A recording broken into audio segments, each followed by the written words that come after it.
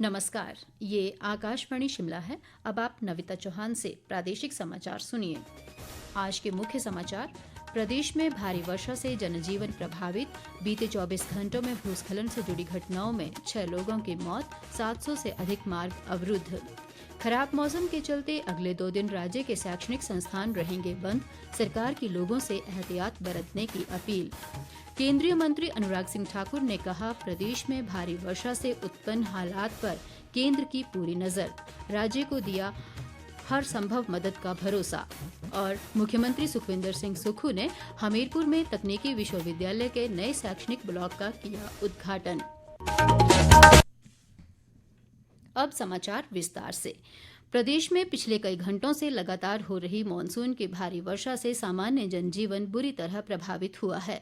भारी बारिश के कारण कई स्थानों पर भूस्खलन और बाढ़ जैसी घटनाएं सामने आ रही हैं।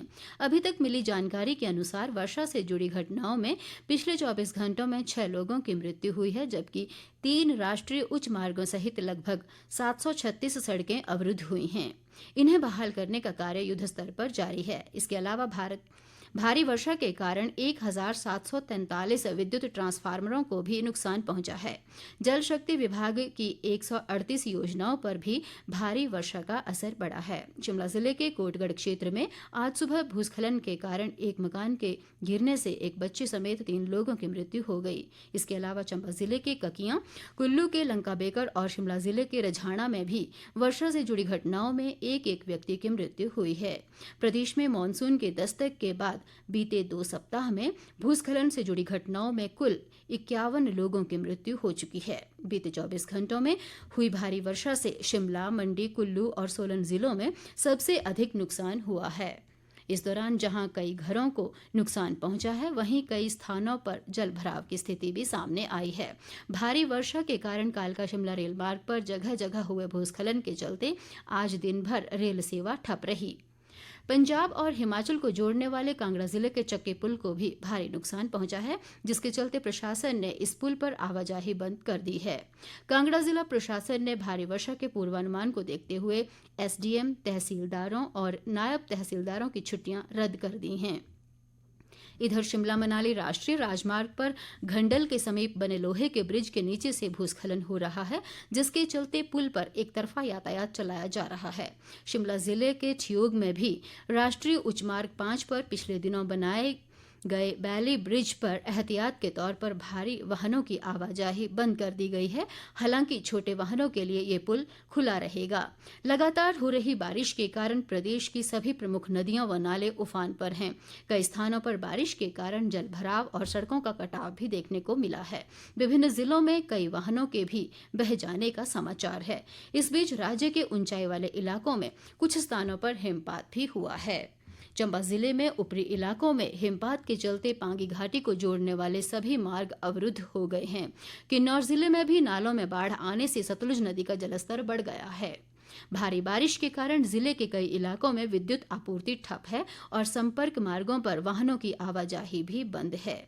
मौसम विभाग ने मानसून की सक्रियता से अगले 24 घंटों में भी राज्य के अधिकतर स्थानों पर भारी वर्षा का क्रम जारी रहने की संभावना जताई है।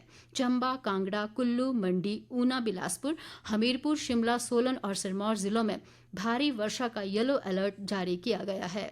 लाहौल स्पीति, कांगड़ा, चंबा, शिमला, मंडी, कुल्लू, सिरमौर, सोलन और ऊना जिलों में बाढ़ की चेतावनी दी गई है। मौसम के पूर्वानुमान को देखते हुए राज्य सरकार ने 10 और 11 जुलाई को राज्य में सभी स्कूल व अन्य शिक्षण संस्थान बंद रखने का निर्णय लिया है। मुख्यमंत्री सुखविंदर सिंह सुक्खू ने शिमला जिले के कुमारसैन क्षेत्र में भूस्खलन में एक ही परिवार के 3 लोगों की मृत्यु पर दुख जताया है।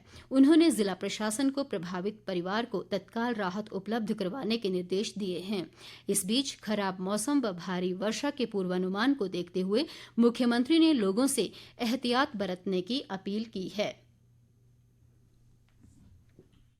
मेरा सभी प्रदेशवासियों से अनुरोध है कि वे नदी नालों के किनारे ना जाएं, क्योंकि अगले 24 घंटे में और तेज़ बारिश होने की संभावना है। आपने सावधान रहना है और हमने प्रशासन को भी अलर्ट कर दिया है कि वो सभी प्रकार के एहतियात बरते और लोगों को इस बारे में जागरूक भी करें।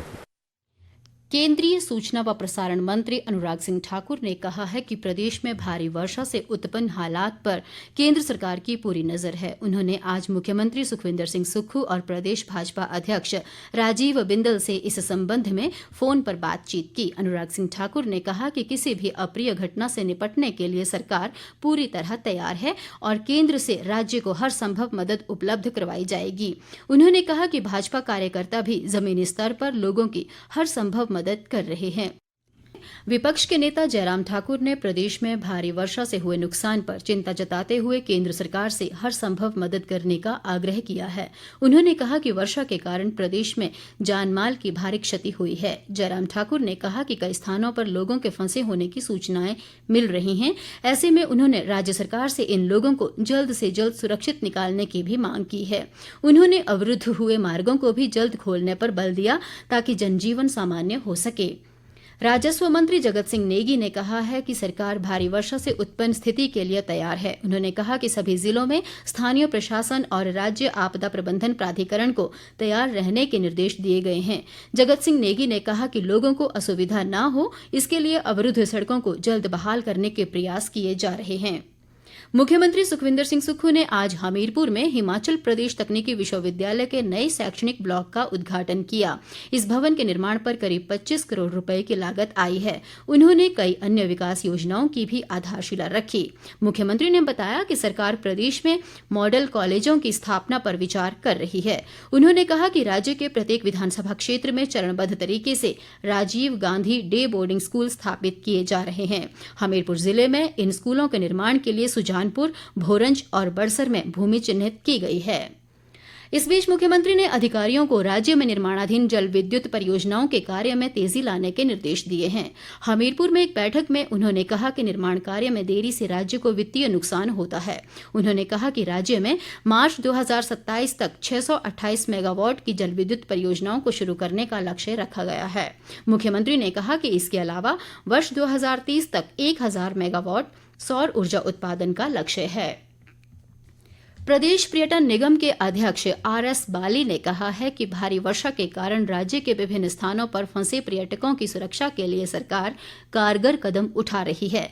उन्होंने कहा कि प्रदेश के चंद्रताल, पागल नाला और मलिंग नाला में फंसे सभी लोग व पर्यटक सुरक्षित और स्वस्थ हैं। बाली ने बताया कि कार्यवाहक पुलिस महानिदेशक सतवंत अटवाल अपनी टीम के साथ व्यक्तिगत रूप से इनकी सुरक्षा के लिए चलाए गए ऑपरेशन की निगरानी कर रहे हैं। उन्होंने कहा कि मुख्यमंत्री सुखविंदर सिंह सुक्खू भी स्वयं स्थिति पर नजर रखे हुए हैं। प्रदेश के राजकीय व निजी बहुतकनीकी संस्थानों में PAT प्रथम वर्ष के लिए रिपोर्टिंग और मूल प्रमाण पत्र के सत्यापन की अंतिम तिथि को 10 जुलाई से बढ़ाकर 12 जुलाई किया गया है। इसके अलावा दूसरे राउंड में प्रवेश के लिए प्रक्रिया 12 जुलाई के स्थान पर अब 13 जुलाई से शुरू होगी। तकनीकी शिक्षा, व्यावसायिक व औद्योगिक प्रशिक्षण विभाग ने राज्य में खराब मौसम को देखते हुए ये निर्णय लिया है। प्रदेश भाजपा अध्यक्ष राजीव बिंदल ने कहा है कि केंद्र सरकार के प्रयासों से हर घर जल पहुंचाने में हिमाचल देश का पहला पहाड़ी राज्य बना है। उन्होंने कहा कि जल जीवन मिशन शुरू होने से पहले प्रदेश में 7,63,000 घरों में जल की सुविधा थी और मिशन के तहत शेष 9,45,000 घरों को भी ये सुविधा उपलब्ध करवा दी गई है। राजीव बिंदल ने कहा कि मिशन के तहत केंद्र से हिमाचल को सबसे अधिक धनराशि मिली है, जिसके चलते ये लक्ष्य समय से पहले ही हासिल कर लिया गया है। भारतीय जनता पार्टी ने प्रदेश सरकार से उद्योगों को लेकर अपना असली एजेंडा जनता के सामने समक्ष रखने को कहा है। पार्टी महासचिव व विधायक त्रिलोक जम्वाल व पूर्व मंत्री विक्रम ठाकुर ने कहा कि सरकार का प्रदेश में निवेश बढ़ाने का कोई इरादा नहीं है, बल्कि इसके विपरीत उद्योगपतियों को हिमाचल से बाहर करने का काम किया जा रहा है।